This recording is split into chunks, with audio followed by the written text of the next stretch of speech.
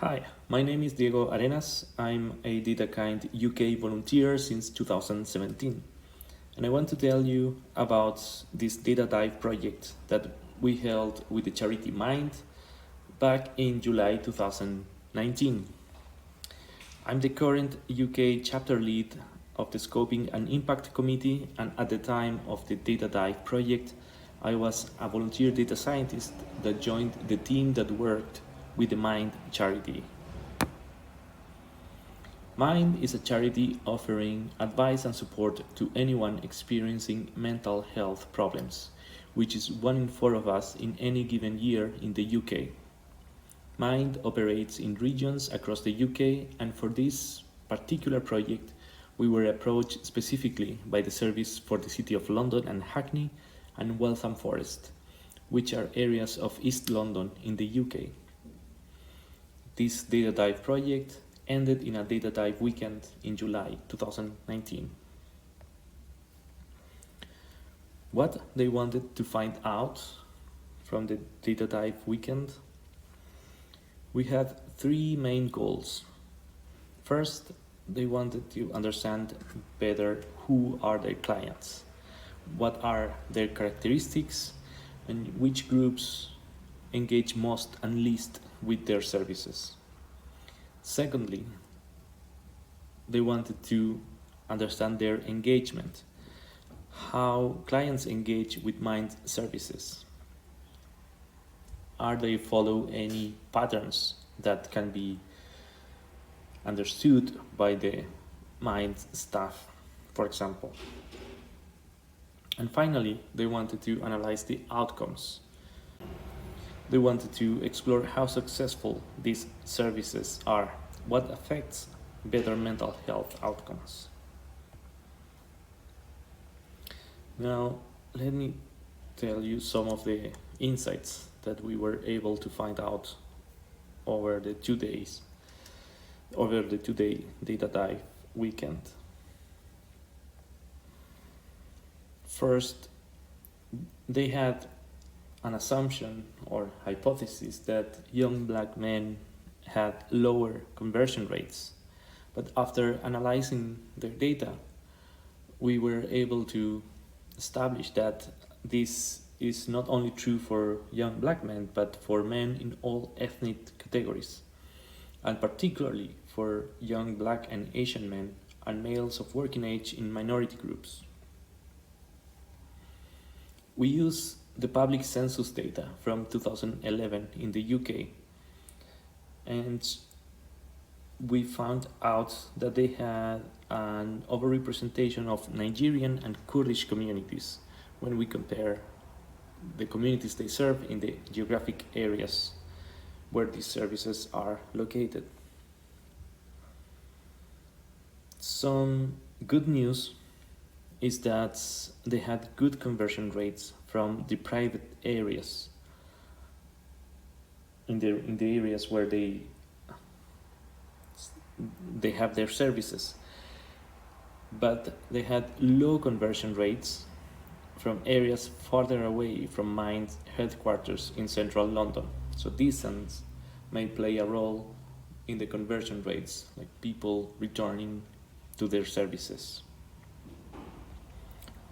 And finally, older female white British women showed up the highest conversion rates. What are the best times for their services? From staff, they had the assumption that weekend classes were less attended. But as we can see in this chart in the upper right corner, Fridays and Saturdays had the highest attendance rates compared to the other weekdays. This was an interesting finding for them because they could act on this and test this hypothesis with most of their other services and classes. Now, what supports engagement? With some slightly sad news for the diversity of the area, we found out that people are more likely to come back if their group is homogeneous. The volunteers ran this analysis across multiple categories and they keep coming with the same conclusion. Basically, group of homogeneity in terms of gender, ethnicity, age, or religion, improved attendance and decreased dropout rates. Well, some might hope that a group session is strengthened by a multitude of voices and perspectives. This was not borne out in the data. Perhaps unsurprisingly, the data suggested that in a mental health setting, social diversity can be antagonistic to a safe and supportive environment. What are the next steps for Mind in the City, Hackney and Waltham Forest? Well, they went home from this dive with several dashboards, interactive data visualizations, to help them disseminate their findings throughout their branch and to inspire other branches to explore the possibilities of data science. As a list of next steps that were listed at the time of the data dive, we can say as ideas can change in the days of the week. Group sessions are scheduled on improve attendance. That could be a test that they could run. Would capping the size of group sessions improve attendance? From one of the analyses, we found out that groups of 6 to 7 people have better attendance rates compared to smaller and larger number of people in the groups. Will making groups more homogeneous improve attendance? That's a question that came up from the last insights that I already explained about diversity. Can inequality in conversion rates be addressed using more targeted conversion approaches? This would be needed for men in all the different ethnicity categories and for male in working age in minority groups. Is it possible to relocate services to support areas that suffer from being from being far away from their centers?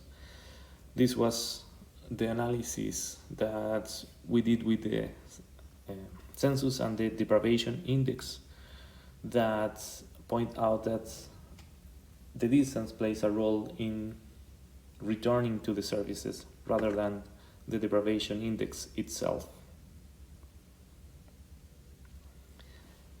Thank you for listening. You can read more about this use case in the DataKind.org.uk website, where we have listed this data dive project.